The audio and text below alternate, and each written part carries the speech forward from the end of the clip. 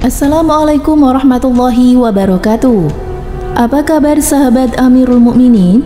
Semoga semua dalam lindungan Allah Subhanahu wa taala. Nabi Muhammad SAW adalah sosok teladan dalam segala hal. Tidak hanya menjadi contoh dalam urusan ibadah dan juga akhlak, beliau juga panutan dalam hal ekonomi.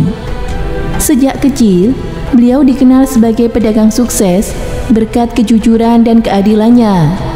Tak banyak diketahui umat muslim bahwa Nabi Muhammad SAW adalah orang yang berkecukupan, bahkan bisa disebut sebagai orang kaya. Dai lulusan Al-Azhar Mesir, Ustadz Ahmad Sarin Thohir, menceritakan sisi lain Nabi Muhammad SAW yang jarang diketahui. Menukil keterangan Syekh Abdul Fattah Salam dalam kitabnya Amwalul Nabi Kasban wal Isfaha wat Tarisan, disebutkan beberapa data yang menjadi bukti kuat bahwa Rasulullah SAW adalah orang kaya. Kalau dalam riwayat kehidupan beliau dikatakan penuh kekurangan, itu bukan karena beliau dalam keadaan miskin, namun karena Rasulullah SAW memiliki zuhud dan hidup sederhana. Sisi kekayaan Nabi Muhammad SAW perlu dibuka dan diketahui umat agar ajaran dan keteladanan diri Rasulullah bisa dipahami secara utuh. Sebab terkadang kemiskinan Nabi dieksploitasikan sedemikian rupa sehingga menjadikan pembenaran sebagian orang untuk tidak memiliki kesungguhan dalam berkarya, bermalas-malas, dan pada akhirnya menjadikan umat ini lemah dari sisi amal harta. Akhirnya, ketika kekayaan dan sumber penopang keekonomi lainnya dikuasai oleh pihak lain, dakwah pun menjadi lemah dan umat menjadi pihak yang kalah. Berikut adalah jumlah kekayaan Nabi Muhammad SAW yang mencapai triliunan rupiah. Wakaf Nabi SAW. Dalam kitab tersebut disebutkan bahwa di antara bukti kekayaan Nabi Muhammad SAW adalah total wakaf tanah beliau SAW yang tetap terjaga setelah beliau meninggal. Wakaf yang ditinggalkan beliau adalah 15 bidang tanah dengan jumlahnya masing-masing 25,5 kg emas. Jadi totalnya 15 dikali 25,5 kg sama dengan 385,5 kg. Jika dirupiahkan dengan asumsi harta emas 1 juta rupiah per gramnya, maka total nilai wakaf Rasulullah SAW adalah 385 triliun 5 miliar rupiah. Pendapatan Nabi Muhammad SAW.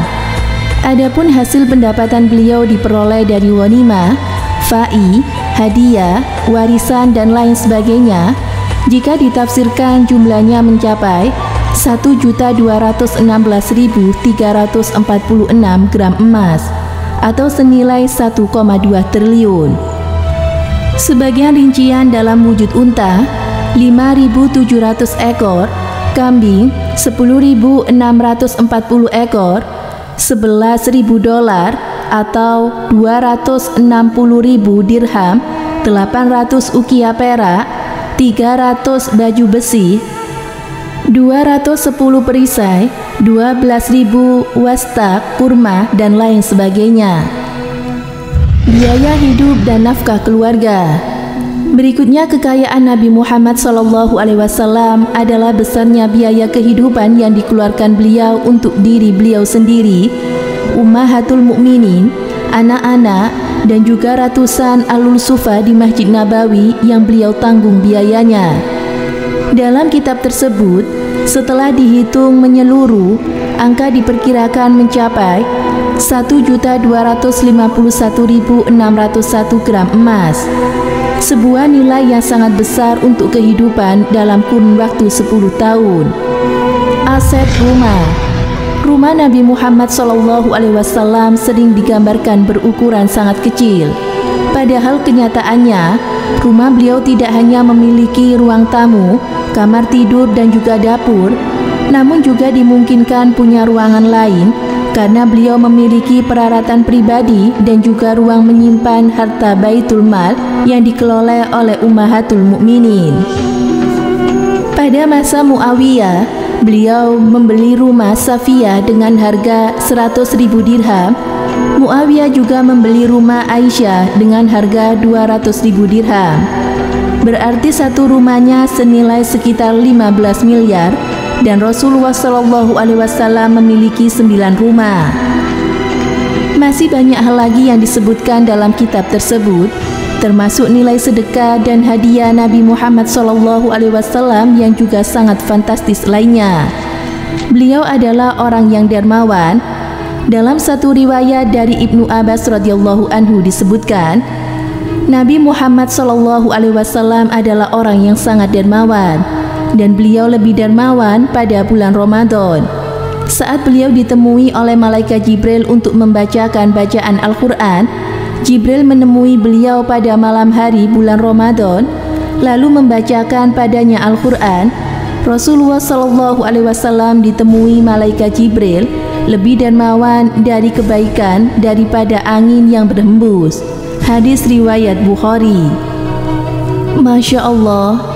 Itulah jumlah kekayaan Nabi Muhammad SAW yang mencapai triliunan.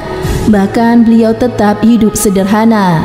Semoga kita bisa mencontoh apa yang dilakukan oleh Rasulullah SAW tersebut. Amin. Semoga bermanfaat. Wallahu a'lam bishawab.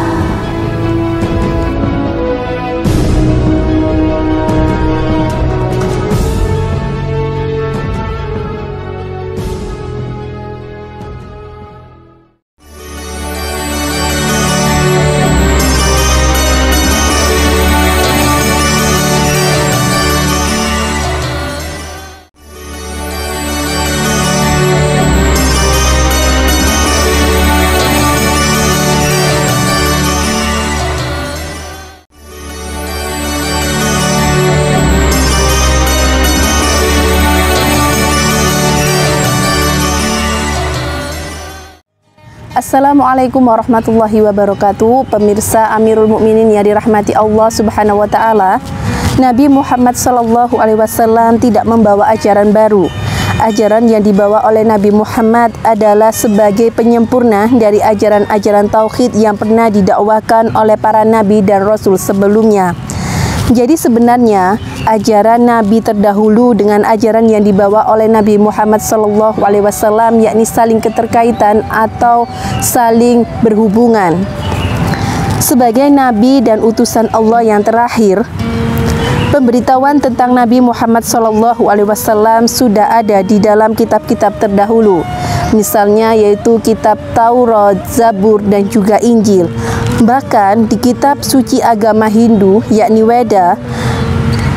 Dan perlu dicatat bahwa setelah kedatangan Nabi Muhammad SAW, kitab-kitab yang terdahulu sudah tidak diperlakukan atau sudah dinas atau sudah dihapus oleh kitab suci Al-Quran.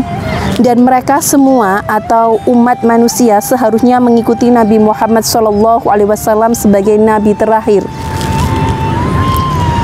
Karena ajaran yang dibawa oleh Nabi Muhammad SAW yaitu bersifat universal atau menyeluruh untuk semua umat manusia. Tidak seperti nabi-nabi sebelumnya, misalnya Nabi Musa hanya untuk Bani Israel, lalu Nabi Isa hanya untuk Bani Israel di daerah Palestina dan di sekitarnya. Karena Nabi Muhammad SAW adalah rahmatan lil alami, rahmat bagi umat seluruh alam. Semoga bermanfaat. Wassalamualaikum warahmatullahi wabarakatuh.